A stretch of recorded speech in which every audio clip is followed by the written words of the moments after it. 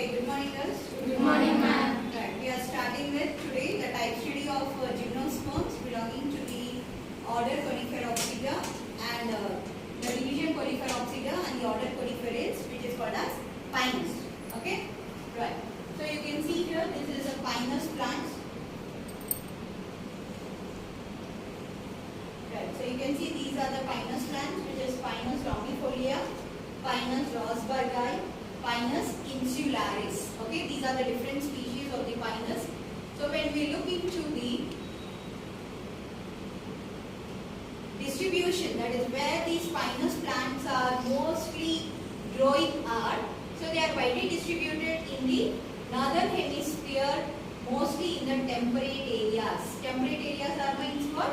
So they will be growing in the hot conditions. Okay, and in India we found around 6 species. So totally worldwide there are around 90 species available till now discovered.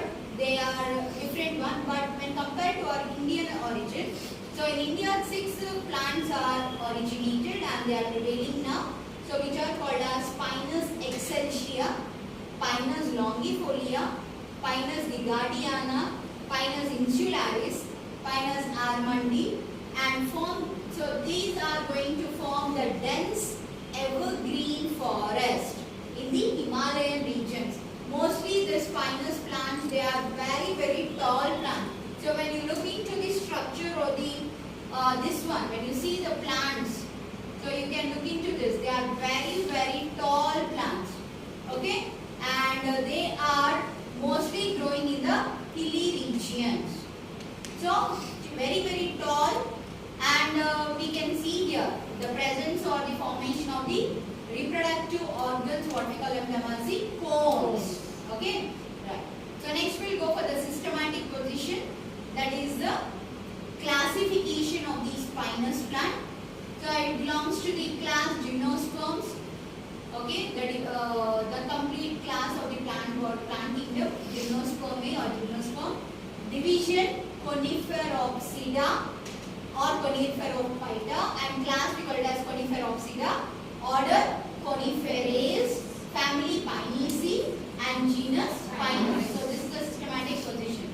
So can you please read out the systematic position?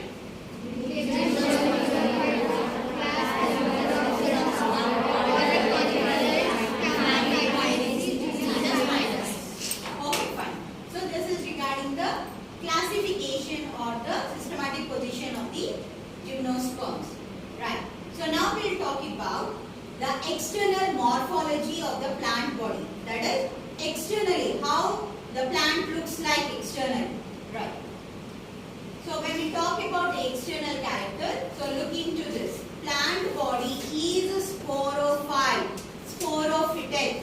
Sporophyte. Can you tell me what is sporophyte? Very good. The plant body having the ability to develop the spores. So such a group of plants are called as sporophyte.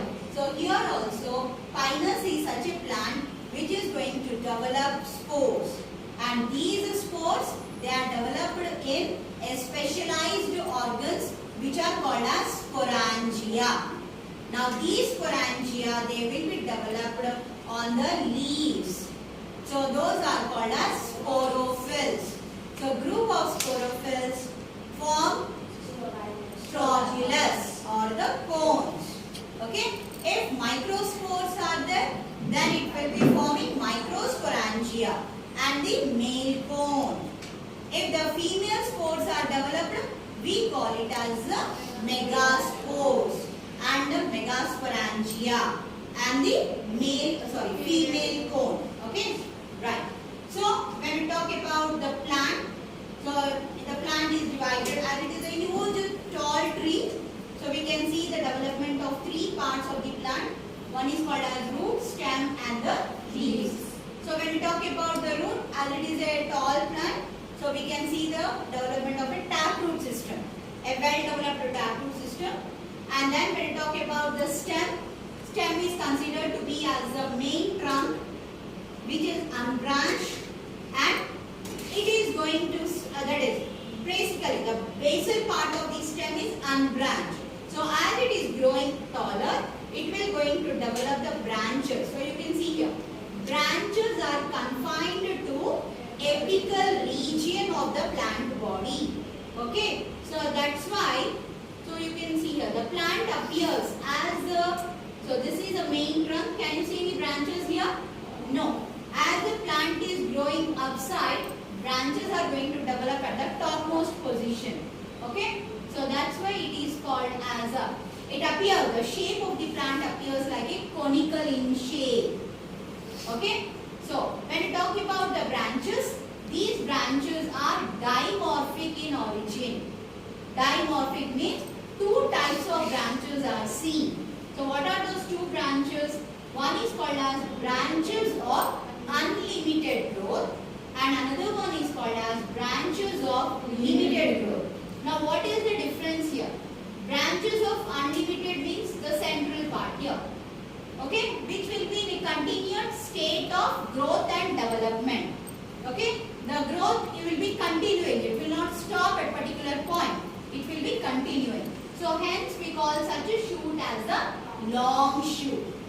Now, so from this long shoot you can see a small branch and another branch coming out of that.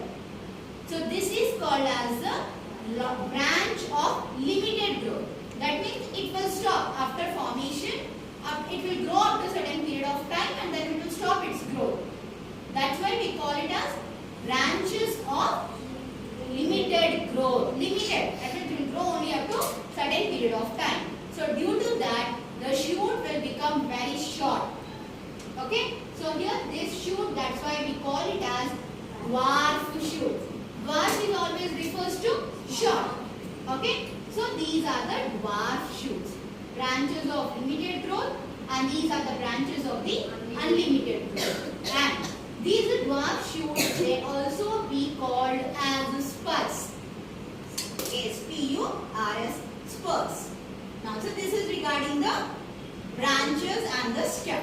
Now, when we go for the leaves, okay, when we go for the leaf characters of the Pinus, on the branches or on the stem, on the long shoot or on the dwarf shoot, we can see the development of the leaves, and these leaves again they are of two types.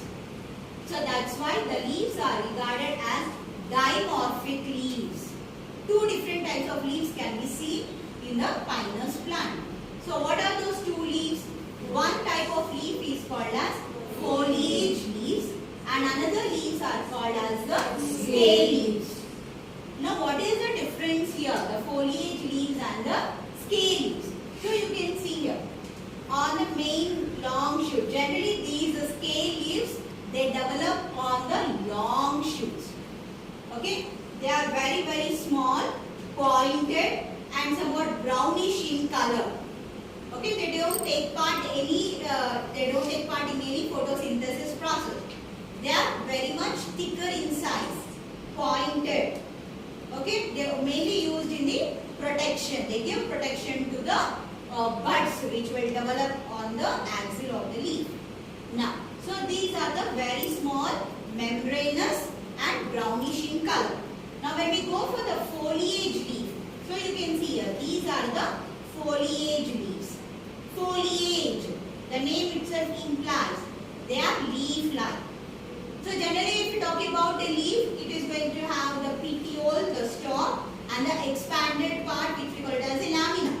But in case of Pinus, we can't find the leaf structure of the lamina as such.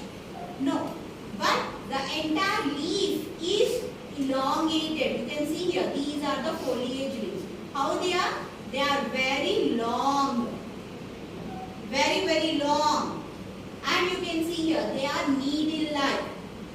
They are very narrow. They are not broad. They are narrow, long, and they are green in color, performing photosynthesis. Am I clear? So, foliage leaves are the ones which are helping in the carry on the photosynthesis function of the plant body. And one more thing is, these foliage leaves are persistent. Persistent in the sense? What do you mean by persistent? Permanent. Okay, they will be on the plant for a longer period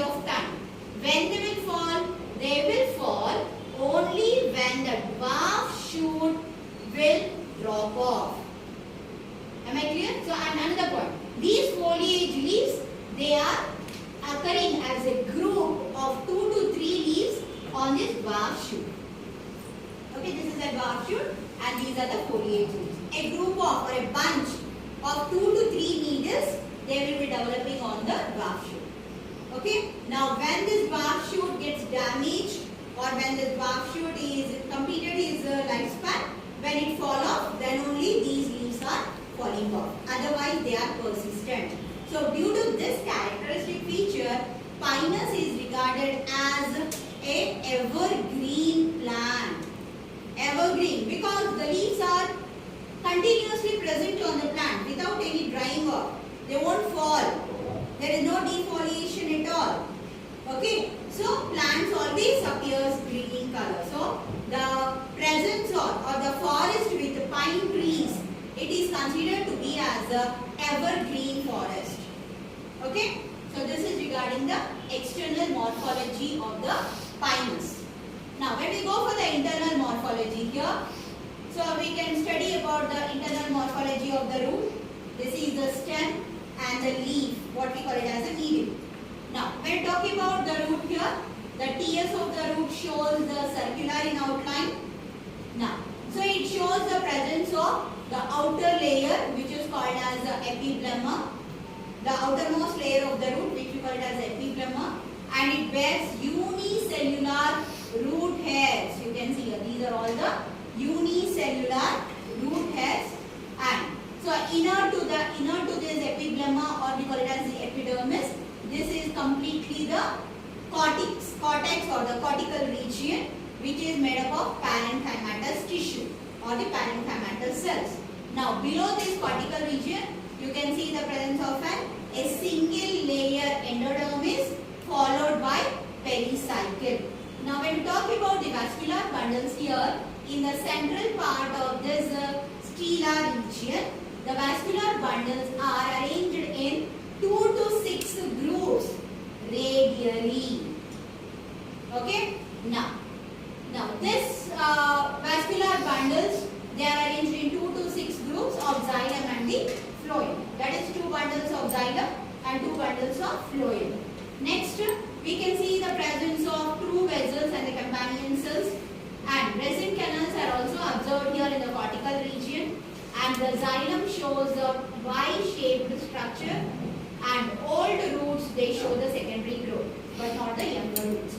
Now when we go for the TS of the stem, Pinus TS of the stem, so you can see here the epidermis, the outer layer here, it is the epidermal region covered by a thick cuticle, which is a very, very important point here in the Pinus. Right.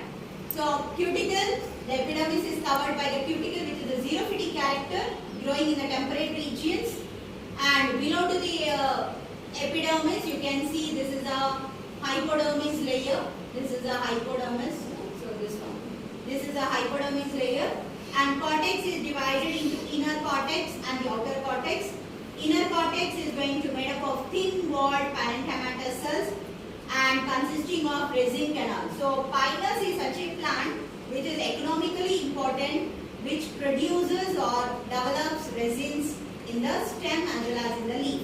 So we call it as the resin canals. Now here when we talk about the vascular bundles are conjoined, collateral, and dark and open vascular bundles which forms a ring. So you can see here, these are all the vascular bundles. They are arranged in the form of a ring around the central pith region. Okay. Now next comes to the medullary rays. So these medullary rays, they are narrow. We can see here, these are the medullary rays which are separating the vascular bundles here. Next comes to the vascular cambium, a ring of at the development of the secondary growth, a ring of vascular cambium will develop. Next, the wood is considered to be a pycnoxylic wood. Next, cork cambium, that is, this is a secondary growth development. When the plant grows older and older, cork cambium, which we is also called as phylogen, it is formed in the outer cortical layer, and the secondary cortical layers forms a phyloderm, and the inner side of the cortex is going to form the phloem. So due to this, the trunk region is getting converted, or it is going to form into the wood, which is of commercial importance. So this is regarding the tears of the stem. And important point here is the TS of the leaf, which is important for your exam point of view. Now, when we talk about the TS of the leaf, this is a structure of the foliage leaf. Okay, we told you just now, foliage leaf. So when you take the transverse section of the foliage leaf, it is triangular in outline. So you can see here, when we take the TS, it is triangular in outline. Now, so this leaf is going to have, it shows the many xerophytic characters to withstand the temperate regions, okay, or to withstand the rate of transpiration. Okay, leaves are the main regions which will undergo transpiration. Okay, to reduce the rate of transpiration, these leaves are modified as needles here. Okay, now, so when we talk about the parts of the needle here, it is covered by the outermost layer, what we call it as the epidermis, and here also the epidermis is covered by thick layer of cuticle, which is again a xerophytic character, and in between the epidermal tissue, we can see the development of sunken stomata. On the surface of the epidermis, stomata are present, which is again a xerophytic character here. Stomata are not superficial on the epidermal layer. They are deeply seated inside the tissue, inside the epidermal tissue. So these are the stomata. You can see here, they are not continuous with epidermal cells. They are present inner side of the epidermis. So we call them as the sunken stomata. And these stomata are followed, that is the stomata consists of two guard cells surrounded by the subsidiary cells. And these stomata, they are arranged in a cavity or in a chamber. We call it as stomatal cavity or the stomatal chamber. Clear? Now, next comes to the, below to the epidermal layer, you can see 2 to 3 layers of hypodermis, which is of sclerenchymatous cells. So, we all know that sclerenchyma is a mechanical tissue. Okay, it is a dead mechanical tissue. So, as this leaf is a needle-like, it has to withstand to the drought conditions and all that, and it will be somewhat harder in structure. They are not delicate, they are a little bit of harder. So that hardness of the plant is mainly due to the presence of this sclerenchymatous hypodermal tissue, providing the mechanical strength to the leaf. Now, below to the hypodermis, this complete tissue, what you can see here, that is the mesophyll tissue. Okay, so generally in a dorsiventral leaf, the mesophyll tissue is divided into palisade and spongy. I hope you all know that. Palisade, long elongated cells, whereas spongy, loosely arranged parenchymatous cells. But here in the Pinus, the mesophyll tissue, it is not differentiated into palisade and spongy. But how the cells are? These cells are parenchymatous, okay? They are polygonal in shape. You can see here. The cells, each cell of the mesophyll tissue, it is polygonal in shape. And another important point here to remember is the plasma membrane of each polygonal shape, of each polygonal cell is infolded inner side. It is infolded and forming the peg-like structures. You can see here. They are the peg-like structures. So what is the main reason behind that is to increase the rate of photosynthesis. Okay, to increase the space inside the each plasma, this parenchymatous cell. So to increase the rate of photosynthesis, the plasma membrane is arranged or it is infolded inside just like a peg. Next important point is below to the mesophyll tissue. This one is the single layer of endodermis where the cells are barrel shaped, and internal to the endodermis we can see the cells which are of some different types of 4 different types of cells can be seen. One is called as albubinous cells and another one is called as, so here these are the albubinous cells. Next comes to the transfusion cells, and in the center you can see the presence of 2 vascular bundles which are separated by the transfusion tissue, and also we can see the presence of tracheid cells. which helps in supplying the water and minerals to the xylem. Okay, and in the mesophyll tissue you can see the development of the Brazil canals, which are secretory in origin. So albubinous cells, what is the role of it is, they are going to store the protein and the starch. Okay, so this is regarding, and how are the vascular bundles here? The vascular bundles are conjoined, collateral and endarch. That means the protoxylem is facing towards the center of the pith or to the center of the endodermis. Clear? So I'll stop here. This is about the external morphology and the internal morphology of the pinus.